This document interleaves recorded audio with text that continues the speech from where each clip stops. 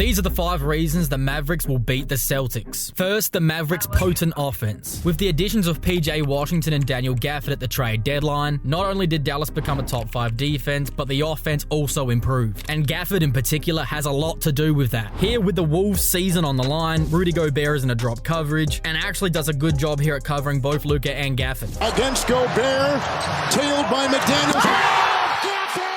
Oh, if you've seen much of the Dallas Mavericks this postseason, you're quite familiar with this play by now. But Daniel Gafford isn't just a lob threat, as here PJ Tucker plays solid defense on Luka, forcing him to pick up his dribble. But then he rifles a pass back to Gafford. With Ivica Zubac's in position, he forces Gafford to have to make a play off the dribble, and he does just that, drawing the foul and one. Gafford isn't as good off the dribble as some of the bigs in this league, but he certainly isn't a complete liability either, as here he sets an extremely high pick and roll, and once Landale blitzes Kyrie, he finds Gafford on the roll, who fakes the pass to the corner and then finishes over Jabari Smith Jr. And here it's offense to defense, as Gafford blocks Conley's jump shot. Then once Luka rebounds, he fires a tough pass down court, but Gafford doesn't just catch the pass, but he makes this crafty finish also. With some of the best hands in the game, Gafford can virtually catch any pass that Luka or Kyrie make to him. But even when you force the ball away from Luka and Kyrie, the guys off the bench have been making great plays also. As here with only seconds remaining in a tied game, Tim Hardaway Jr. makes the dime to PJ Washington for the lead. PJ Washington, though, is the real X factor to the Dallas Mavericks offense, as here it's a high screen and roll with Luka and Washington. Then as PJ rolls to the basket, he receives a screen now from Hardaway. Then Luka makes a pass very few can make in this league, putting it on time and on target from half court. This is a play that the Mavs run often, as here it's Washington who brings the ball up, and once he hands it off to Kyrie, it's now Derek Jones Jr. who sets the backdoor screen to free up PJ, this time for a dunk over Chet Holmgren. But that's not all, folks, as arguably the greatest lob threat on the Mavs is the rookie Derek Lively. Where D-Live has really separated himself from Gafford is with his playmaking, as here, even though he fumbles the pass, he's still able to make a smart play, getting the ball back to Derek Jones for an open slam. For a rookie to be making heads-up plays like this is special, and here he finds Luka inside with a beautiful pass leading to a foul and one. He also runs the floor very well for his size, outspeeding Rudy back to the basket, which leads for an easy alley-oop play from Luka Doncic. And here he does it again, leaving Rudy in the dust, and once Gobert doesn't communicate the switch to Edwards, it forces Jaden McDaniels to rotate, but he's simply too late. When you combine the insane gravity that Luka and Kyrie demand with 2 of the best lob threats in the NBA, you get plays like this where Luka draws out 3 Wolves defenders, leaving Lively all by himself in the paint. As when Dallas go to these pick and roll actions, they might need extra help. The second reason why the Mavericks will win the series has to do with their bench depth. Now yes, bench units become less important during the playoffs, with more minutes being allocated to the starters, but you can't deny that there isn't a significant difference between the Boston and Dallas benches. Off the bench for the Celtics is Al Horford if Kristaps Porzingis plays, Peyton Pritchard, and Sam Hauser.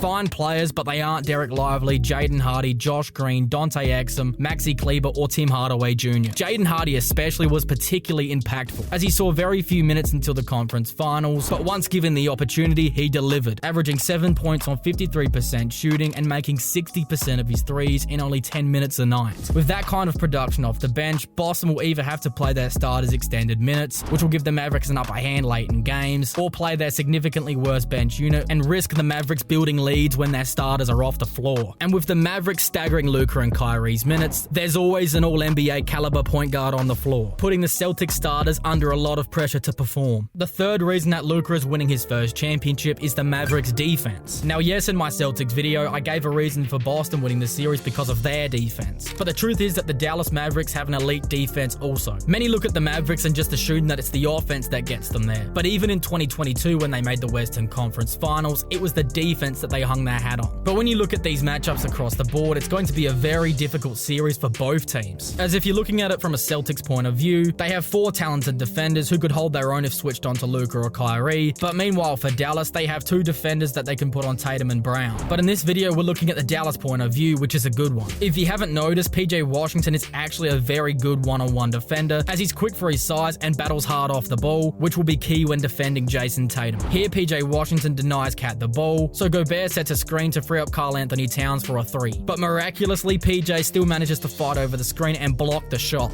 And the other elite wing defender the Mavericks have is Derek Jones Jr., as his combination of length and athleticism makes him a naturally gifted defender, forcing his opponents into awkward looks. With both sides having to work overtime to get good looks against each other, the matchups will likely be the deciding deciding factor in this series. And for Boston, if Washington forces Tatum into tough shots, that could be their undoing. The fourth reason why the Mavericks will win the NBA Finals is because they have Luka Doncic on their team. Now sure, superstars don't win championships alone, but Luka Doncic might make an exception for that. As in the Game 5 blowout victory in Minnesota, we saw maybe his best game as a Dallas Maverick. Here Luka shows off an added element of his game, which is a catch-and-shoot three-point shot. As off a pass from Kyrie, he pulls up from deep and laces it. In seasons past, Luka was a little bit uncomfortable when it came to taking these shots, but over the course of these playoffs, he's actually become quite efficient in these scenarios. Then on his next possession, he shows us what we've all seen before. His patented step-back left wing three, which he splashes over the defense of Anthony Edwards. But Doncic was only getting started, as here he puts McDaniels in jail and then knocks down the mid-range jumper. Keep in mind, all of this is happening in the opening minutes of the game, as here Rudy picks up Luka, and with a Euro step he creates just enough separation to lure Gobert away from Lively so he can make the alley-oop pass for 2 more. Here it's Derek Lively again, this time setting the high pick and roll. And when Rudy picks him up, Luka puts Anderson in jail this time, and it's 2 points again. This was the drop coverage that Minnesota continued to run, and if Boston do so, they're going to lose the series. Then still in the first quarter, he began really cooking, shooting this one from the logo, and then he uses his elite breaks to stop on a dime